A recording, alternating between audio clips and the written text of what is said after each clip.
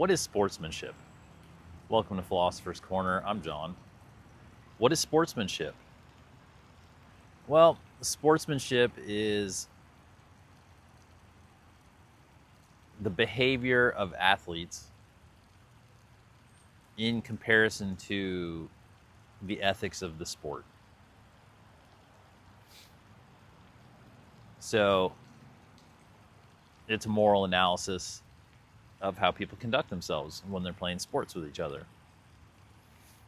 Now, each sport has its own sets of ethics, and as you'll find in every sport, each one has its written rules, and then they have their unwritten rules.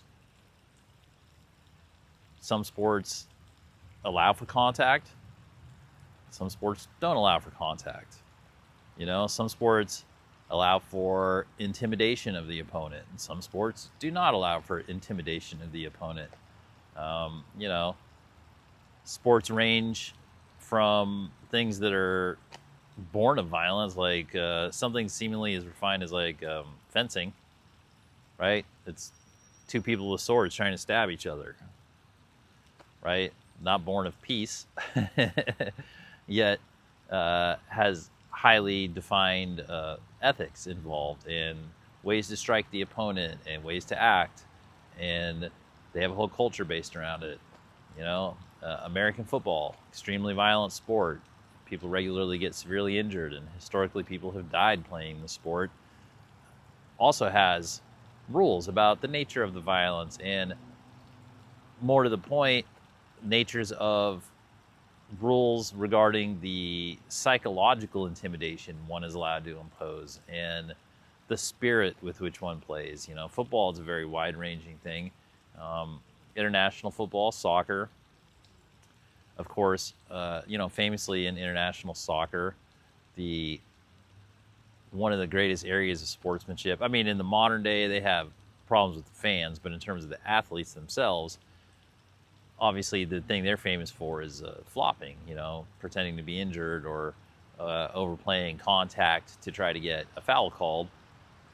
And that's one of the determining factors of how sportsman a team is, right? Like some teams have reputations as physical, dirty teams or flopping teams, and some have reputations as these guys are very straightforward and they don't go and give into the theatrics. And it's like that through the entire sporting landscape. You have the way the game is played out in terms of the rule book, and then you have the culture that emerges, and within that culture, there are do's and don'ts, right? And that ranges from the amateur levels to the professional levels. That's why when we watch children's sports, if you're observing them or you're seeing them,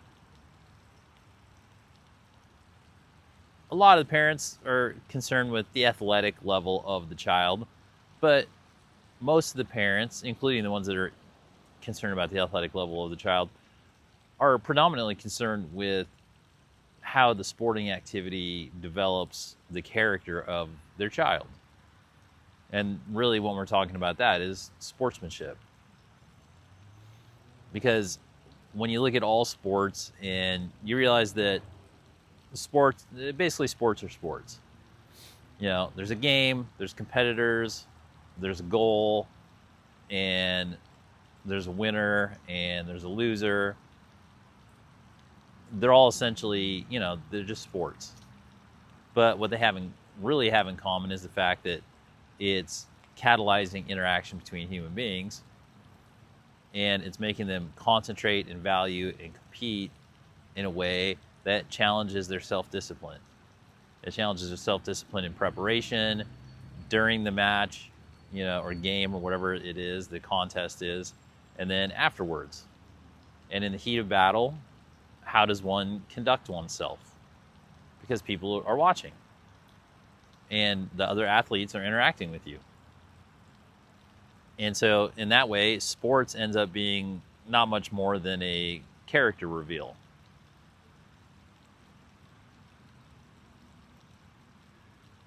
And there are many different ways in which the sports try to promote certain sportsmanlike behavior or try to, incentivize good behavior or de-incentivize bad behavior. When I was attending West Point, we had a really interesting system because we had a very competitive intramural system. All the cadets were really, really good athletes. Everybody's pretty much letter winners in high school, and everybody was very coordinated, and it was required to play intramurals. And the way that intramurals worked is that they were run by cadets. So that meant the athletes were cadets, the referees were cadets, the coaches were cadets, and the leagues were ran by cadets. In terms of the league scoring, the standings were similar to international football, where when you got a win, you got 3 points in your win column, and if you got a tie, you got 1 point. And then what we had, which I do think would work for the world, was we had a sportsmanship rating for the match. And the referee involved would assign a sportsmanship rating that was added or subtracted from the win point total. So most of the cadets acted well, so you get standard thing, didn't affect it. But sometimes when tempers flared or whatever, and people acted unsportsmanlike, because like any other place that has sports, we had rivalries. We had certain companies had old rivalries with other companies, and when you play matches with them, bad blood would come out. It's just the nature of human competition. And in some of those, we crossed the line, and you get deducted points from your standings total for your unsportsmanlike play. It's not just an individual penalty. It's not, oh, here's a red card, or you go in the penalty box, or you got to sit the next one out. It's, oh, well, you thought you had 3 points for a win, huh? Well, now you only have 2 points for a win, because your sportsmanship was so detrimental to the game and to the fabric of the social community that we have for this league. They even deducted a point. They do that in boxing. If you do unethical moves in boxing, they'll deduct you a point. And a point's a big deal, because a point means you lose a round. If you hit somebody below the belt, or you bite somebody, or you headbutt somebody, they'll take away a point. And so in that intramural league, they would do the same thing. If the team or a player exhibited extremely unsportsmanlike conduct, you would lose a point in the standings. And that's a big deal, because it's a very competitive league, and every point matters. So sportsmanship ends up being the human behavior that we most take away with us from athletics, right? And it doesn't just end with the contest, especially as you go up into higher levels of, if you go into professional athletics, you have the contest, and then they have the press conference, and then they have the media cycle after that, and how that game affects not just the behavior that they had in the game, but how they discuss in the press conference, how their reputation goes even after the press conference when they get home, because of social media and tweeting, and just generally how their behavior is displayed in relation to the contests that they're in, forms the opinion and the vibe on that particular athlete. And, history has all sorts of different guys who've demonstrated different versions and levels of sportsmanship. One of my favorite guys, I have a bunch of favorite athletes, but one of the things that I take into account about my favorite athlete is their level of sportsmanship. I don't know if everybody does. I think a lot of people do, and not everybody does. That's why, for instance, in basketball, they say the common people, the common consensus is that Michael Jordan's the greatest basketball player of all time. Well, I don't think he is. I don't think Michael Jordan's the greatest basketball player of all time. I understand why people say he is, and they give his championships, as a lot of evidence. They give his ultra-competitive nature. They give his statistics, and they give all these things. But what they never talk about is his lack of sportsmanship, because Michael Jordan was a psychotic, and Michael Jordan, and it's documented, would stalk his opponents at their favorite restaurants to psychologically intimidate them.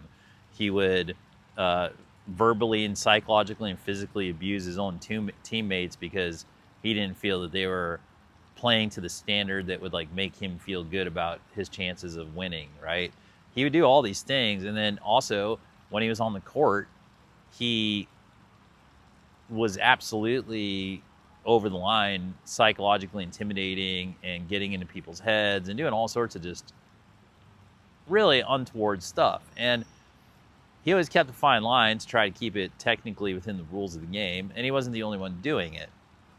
But when we're discussing who's the greatest champion, who's the greatest player, the greatest representative of professional basketball of all time, I have to discount him because basically he's a psycho. And he's a terrible role model, and I don't think that the greatest player of all time should be somebody that you look at and go, oh yeah, I love the way he played basketball, but the rest of him sucks, right? Because the sportsmanship dimension matters. For me, I think Magic Johnson's the greatest basketball player to ever play. And for me, a lot of it's based on his sportsmanship, because wherever Magic Johnson went, goodness followed. Even the people he was beating, they didn't hold it against him. I mean, maybe the Detroit Pistons, but like pretty much, and the Celtics, they didn't like it, but like nobody thought he was a bad guy. Nobody felt like psychologically intimidated by Magic Johnson. They were in awe of his magic, and they were in awe of his game and how he elevated everybody in his positive vibe and all sorts of things. And if his career hadn't been cut short, he would have had more championships than Michael Jordan. He would have had even more stats, and but more importantly, he would have had more love. Because Magic Johnson went around and spread love. Magic Johnson's the reason basketball went out to the world. It's not Michael Jordan. Michael Jordan's a psycho. And, and Magic is the one that brought the love of the game into the world. And he's the one that brought great sportsmanship and grace and style. And these things matter.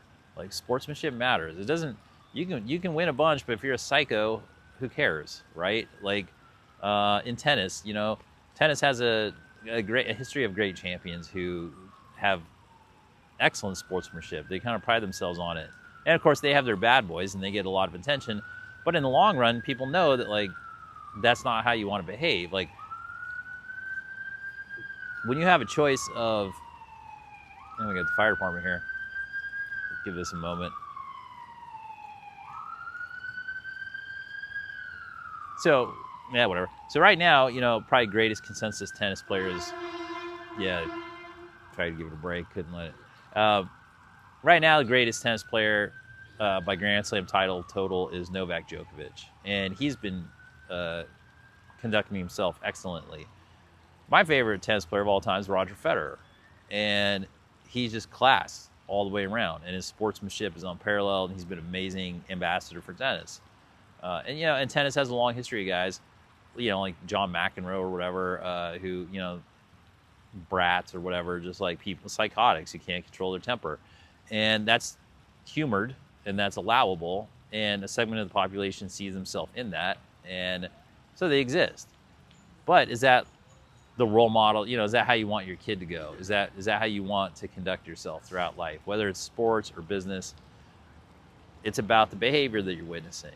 And as you go through the different sports, you can see, certain people, they handle themselves with class, even though, and it doesn't diminish any of their competitiveness. These are people who are at the top of their fields.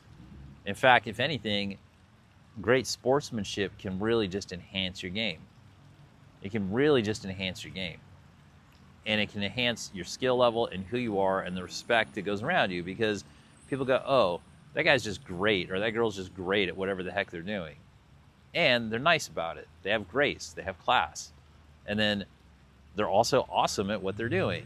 And so it frees people up so that when you're competing with people, not only are you competing with them, but then they can actually enjoy competing with you, right? Because at the end of the day, it's competition. It's not war. It's not a murder fest. It's sport.